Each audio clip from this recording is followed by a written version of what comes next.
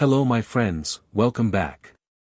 Today we travel to a small log cabin with no power, no comfort, just a family fighting to survive. A boy was born there with almost nothing, no money, no school, no easy path. But he would go on to lead a nation through its darkest hour. Have you ever felt like you started with nothing? Have you ever wondered if your beginning decides your ending? This man proves it does not. My friends, this is the story of Abraham Lincoln. Before we continue, take a second. Like this video, and subscribe to the channel. It helps us keep telling stories like this one. Abraham Lincoln was born in 1809 in Kentucky to a poor farming family, in a simple log cabin. His father was a farmer, his mother could barely read, and life was hard, simple, and demanded courage just to continue. When Lincoln was only 9, his mother died, leaving behind a grieving family and a quiet, sad boy. Grief came early to young Abraham, and it would not be the last time. The family later moved to Indiana, then Illinois, facing new land, new struggles, but the same poverty. Lincoln had little formal education, some say less than 1 year total, but he loved books. He borrowed them, read by firelight, and taught himself. He worked many jobs, splitting rails, running a store, carrying mail, and nothing came easy. But something inside him kept pushing forward. Courage was already forming, and perseverance was already growing. He did not know it yet, but this quiet, self-taught boy would one day carry an entire nation on his shoulders. Lincoln grew into a young man full of ambition, wanting more than farm work, wanting purpose. He studied law on his own, with no formal school, just books and determination, and passed the bar in 1836. He became a lawyer in Illinois, and slowly, people noticed him. He was honest and thoughtful, arguing cases with quiet logic instead of loud anger. Soon politics called him. He served in the Illinois legislature, then ran for Congress and won. But his path was not smooth. He lost elections too, including a Senate race in 1858 that mattered greatly. He debated Stephen Douglas across Illinois on the topic of slavery, with the stakes being the soul of a nation. Lincoln spoke plainly, saying a house divided against itself cannot stand, bold and dangerous words that spread across the country. He lost that Senate seat, but did not lose his purpose. 2 years later, in 1860, Lincoln ran for president and won. His victory shocked the South, and within weeks, states began leaving the Union, starting with South Carolina. By the time Lincoln took office, the nation was already breaking apart. Picture this moment, March 1861, Washington, D.C., soldiers guarding the inauguration, fear filling the air, and no one knowing if the country would survive the day, let alone the year. Lincoln stood before the crowd and asked the nation to remain united, speaking of the better angels of our nature. But words could not stop what came next. 1 month later, cannons fired at Fort Sumter, and the Civil War had begun. Unity was shattered, and courage would now be tested like never before. Lincoln did not know it yet, but the hardest years of his life, and of America's life, were just beginning. The war grew brutal.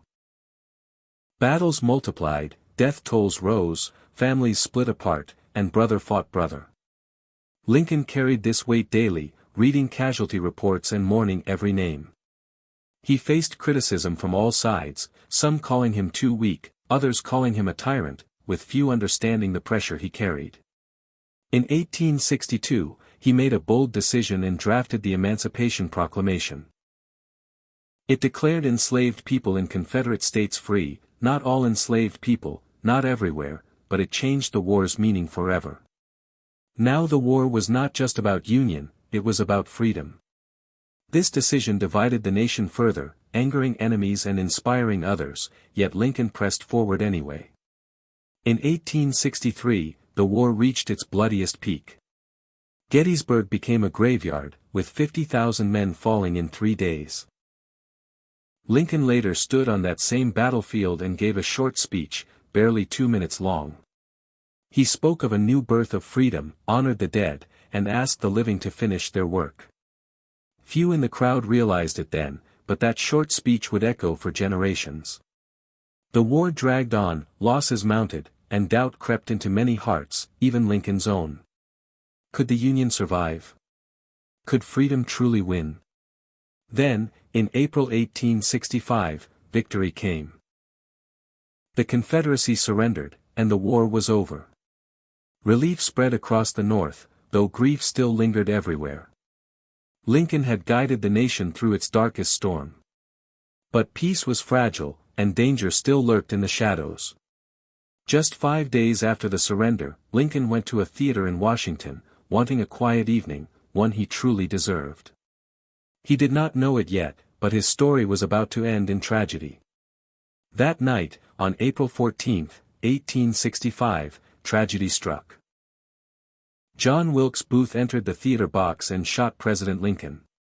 Lincoln died the next morning, and the nation he saved now mourned him deeply. A man born in poverty had guided a country through war, helped end slavery, and preserved the Union. Then, in one violent moment, his life was taken.